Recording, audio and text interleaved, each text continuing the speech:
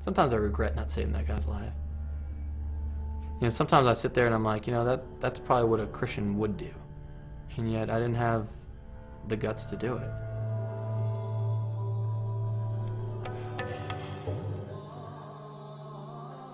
You think you really know God, and there's just those moments where I went from this place of being a fan of God when I was 22 just to having this incredible faith where life went from black and white to vivid color. And it just became such a powerful thing in my life in the Army. I mean, the Army kind of sometimes runs a little contradictory towards that. And so I just made this call, this decision that the only thing in life that I really wanted to do was share the gospel. And so I find myself getting out of the Army, and I'm in Korea, and my colonel gives me a call, and he's like, Chris, I want you to take command of this company. And so there's that moment, sure, you know what, I'll do one more year. You know, what's going to hurt? It's a great leadership experience. Well, 12 days after I take command, my colonel gives me another call. Hey, Chris, I need you to make an assessment of your men. I can't tell you why, but you can probably figure it out. Figure what out? Well, he told me I was going to war. I'm going to Iraq. A couple months later, I find myself in the sandbox of Iraq. And I'm now the commander of 100 men, 21 tanks, 7 Bradleys, which are like mini tanks, and a handful of Humvees. I'll never forget staying outside my command post of that first day of combat. I was watching just heat waves. I mean, it's hot. Heat waves are bouncing off the minarets of the mosque. It's 125 degrees outside. And there are my tanks rolling out in the sector. I mean, here I'm doing this. You know, this is real. And I glanced down at my watch to make sure everything's okay, and boom, a massive explosion erupts about a quarter mile out. And smoke and fire build into this mushroom cloud about 250 feet high. Immediately, I run into my command post. I'm trying to figure out through the situation reports what exactly is going on. And there's 3 letters that you never want to hear creep across the radio in combat. And that's KIA. Kill in action.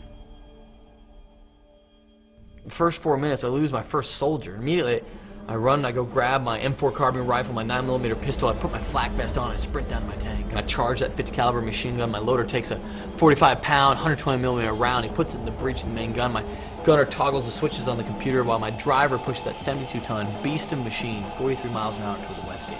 I line 3 tanks up on the line, to pound the north shore with everything we got. These terrorists start to withdraw to the north. I send 2 tanks across the river to follow. I follow my tank. 100 men behind me. We start searching house to house to house to house. And after about 7 hours of searching, we find nothing. I'm emotionally drained because I just lost my first soldier, and I gotta go home and back to the barracks and write a letter home to his wife Michaela and 13-year-old daughter Sarah, explaining to them how I let their father and husband die.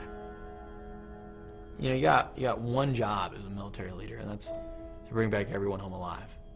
In the first 4 minutes of that, I fail. And spiritually, I'll be honest with you, it kind of felt like, you know, God took a day off. You know, when I came to faith in Christ, you know, at 22, we kind of had a deal. And so here I am 6 years later, and it kind of feels like that whole thing about I'll never leave you, forsake you, it's kind of church jargon now. But where are you? In the moment of where my companies were in battle and in combat, and I lose somebody, and there's that sense of you're on vacation. I was constantly out in sector. My uniform's white with sweat. I'm frustrated. I'm tired. Man, I don't even feel like I'm a Christian at all. I feel like, you know, I'm not praying. I'm not reading my Bible. I'm struggling here. And don't forget, I made a decision. I said, I went up to my second in command, my executive officer. I said, Adam, check it out, man. I'm going to go down to the chapel every morning. I'd take one chair here, and I'd set the other chair here, and I just sit there and I'd talk to God. I'd be like, you know what? I'm frustrated. I'm tired. I don't know if I can do this. I'm lonely. You know, there's no one I can really express that I've got fear to. Everyone looking at me, and I'm carrying the weight of the world on my shoulders here. And so that frustration kind of mounts, and just kind of letting them have it, in a sense. Kind of figure that God's big enough for my worries.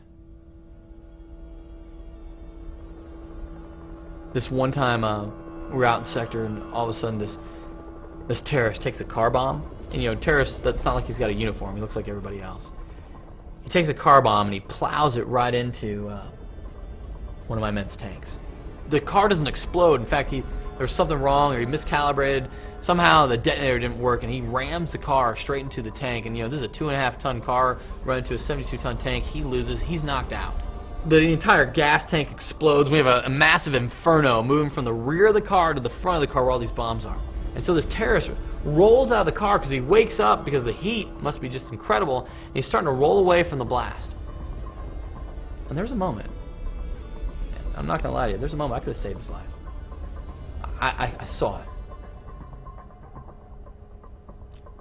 But I didn't do it. And there's just that moment I said, I'm not willing to die for my enemy right now.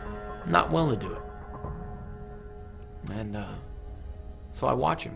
The explosion erupted, and we watched his body ripped apart. And after the explosion, the dust settled. I jump off my tank, I sprint up to his body, and I watch crimson fill the sand.